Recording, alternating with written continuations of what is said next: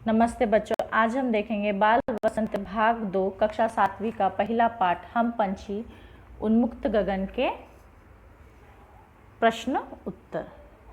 ठीक है बच्चों, हम लोग क्या देखेंगे, इस लेसन के फर्स्ट लेसन के क्वेश्चन आंसर्स हम लोग देखेंगे। ठीक है,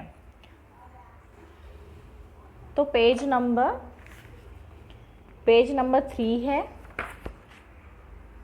क्या है? Page number 3। पेज नंबर 3 पे क्या क्वेश्चन है हम लोग देखेंगे। ठीक है बच्चों, फर्स्ट क्वेश्चन है पेज नंबर 3 पर, सुनिए बोलिए। ठीक है, तो हम लोग देखेंगे फर्स्ट क्वेश्चन, पक्षी पिंजरे में बंद क्यों नहीं रहना चाहते। ठीक है बच्चों, पक्षी पिंजरे में क्यों नहीं रहना चाहते?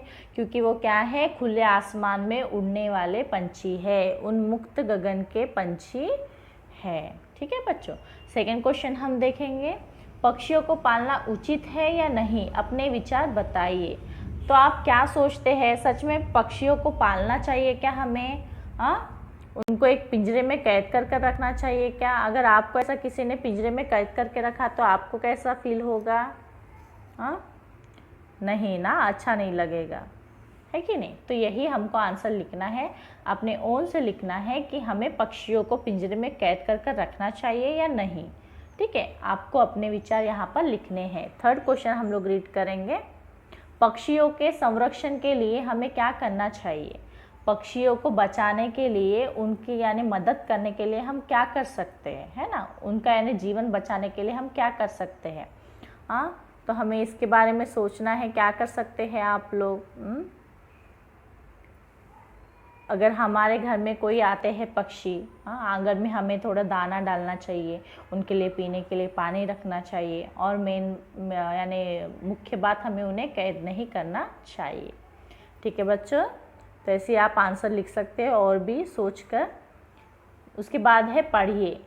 फर्स्ट वन, भाव से संबंधित कविता की पंक्तियाँ लिखिए। क, हम खुले आकाश में उड़ने वाले पक्षी हैं, हम पिंजरे में नहीं रह सकते, भले ही वह पिंजरा सोने का क्यों न हो। सोने की पिंजरे की तीलियों से टकराकर हमारे पंख टूट जाएंगे। तो ये क्या हो गया, ये सारांश हो गया कविता का अर्थ, यानी कविता में जो स्टैंजा आया है उसका ये अर्थ है। तो आपको क्या करना है, इसका यानी कविता में कौन से लाइन्स है, यानी ये भावार्थ तो कौन से लाइन्स का है, वो लाइन्स आपको यहाँ पर लिखनी है, पंक्तियाँ यहाँ पर लिखनी है आपको कि ये भावार्थ कौन से पंक्तियों का है। ठीक है। ख, हमें रहने के लिए कोई घोंसला न भी मिले तो कोई बात नहीं, यानी उन्हें रहने के लिए कोई घोंसला नहीं मिले तो भी कोई बात नहीं, किंतु जब पंख दिए हैं तो उड़ने में रुकावट मत डालो। मगर जब हमें पंख दिए हैं भगवान ने उड़ने के लिए, तो उसमें आप रुकावट मत डालो। ठीक है, तो पहले इसका स्टैंजा का अर्थ कौन सा वाला है, हम खुले आसमान में उड़ने वाले पक्षी, हम खुले आकाश में उड़ने वाले पक्षी, हम पिंजरे में नहीं रह सकते, है ना? ये वाला कौन सा है, फर्स्ट स्टैंजा है। हम पंछी उन्मुक्त गगन के पिंजरा बंद ना गा पाएंगे। ठीक है बच्चों, कनक तीलियों से टकराकर पुलकित पंख टूट जाएंगे, ये फर्स्ट स्टैंजा है। और सेकंड इसका ख का आंसर है लास्ट लाइन, नीड न दो चाहे टहनी का, आश्रय छिन्न भिन्न कर डालो। ठीक है, लेकिन पंख दिए हैं तो आकुल उड़ान में विघ्न न डालो। ठीक है, तो यहाँ पर क्या है, फर्स्ट क का फर्स्ट स्टैंजा है और ख का सबसे लास्ट स्टैंजा है। ठीक है बच्चों, उसके बाद लिखिए, पक्षियों को स्वतंत्र रहना क्यों पसंद है। क्यों पसंद है पक्षियों को स्वतंत्र रहना? क्योंकि वो उन्मुक्त गगन यानी खुले आसमान में उड़ने वाले हैं, बहते नदी का पानी पीने वाले हैं, और कड़ुए नीम का निम्बोनी खाने वाले हैं। उनको हलवा, मैदे का खाना वो सब नहीं चाहिए, है ना? पानी बहते नदी का चाहिए। ठीक है, तो इसलिए वो स्वतंत्र रहना ही पसंद करते हैं, उनको बंदी रहना पसंद नहीं, पिंजरे में बंद रहना पसंद नहीं। भाव स्पष्ट कीजिए, यहाँ पर आपको उसका सारांश स्पष्ट करना है। स्वर्ण श्रृंखला के बंधन में अपनी गति उड़ान सब भूले।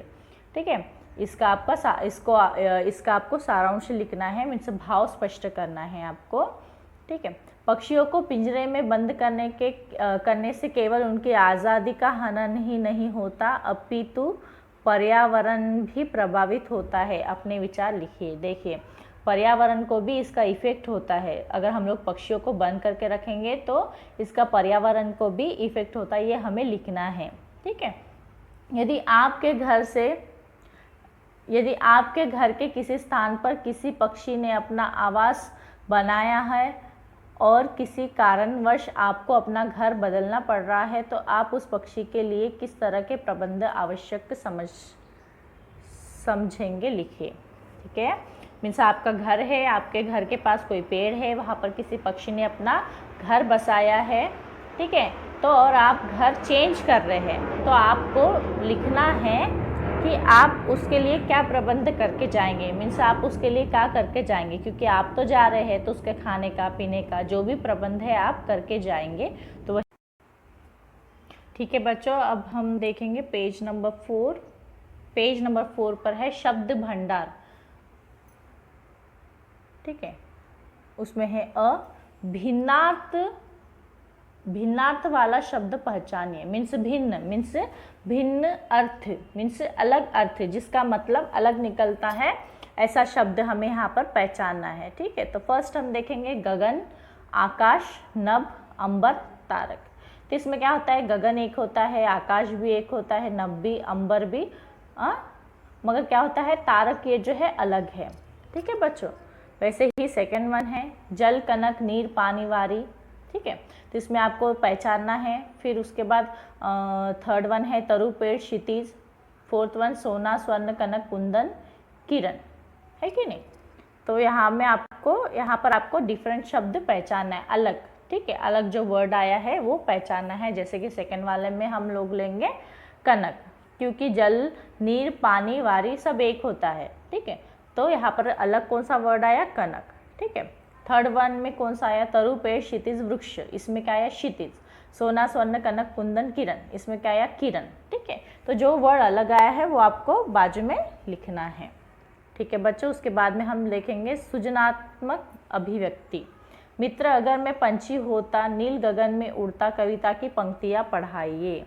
अगर आप पंछी होते तो आप क्या लिखते। ठीक है। तो आपको वैसी कविता यहाँ पर लिखनी है। उसके बाद हम देखेंगे प्रशंसा। पक्षियों के जीवन से हमें क्या सीख मिलती है, अपने विचार लिखो। हमें पक्षियों से क्या सीख मिलती है वो विचार हमें यहाँ पर लिखने हैं। ठीक है बच्चों। उसके बाद भाषा की बात। स्वर्ण श्रृंखला और लाल किरण सी में रेखांकित शब्द गुणवाचक विशेषण है। कविता से ढूंढकर इस प्रकार के और 3 उदाहरण लिखिए। आपको एग्जाम्पल लिखने हैं। स्वर्ण श्रृंखला, लाल किरण, ये क्या हो गए, गुण विशेषण हो गए, है ना। जैसा लाल और स्वर्ण, सोने जैसा यानी स्वर्ण, लाल मीन्स कलर, तो ये क्या हो गया, विशेषण हो गए। तो आपको ऐसे ही विशेषण के 3 उदाहरण लिखने हैं। ठीक है।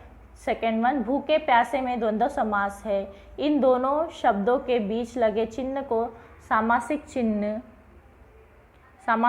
कहते हैं। इस चिन्ह से और का संकेत मिलता है, जैसे भूखे प्यासे, भूखे और प्यासे। ठीक है। इस प्रकार के 10 अन्य उदाहरण खोज कर लिखिए। ठीक है बच्चों। आपको द्वंद्व समास के और 10 उदाहरण लिखने हैं, जैसे कि यहाँ पर दिया गया है। ठीक है। जैसे कि भूखे प्यासे, भूखे और प्यासे, है ना। ठीक है। और क्या लिख सकते हैं हम, चलते फिरते, चलते और फिरते, खाते पीते, खाते और पीते।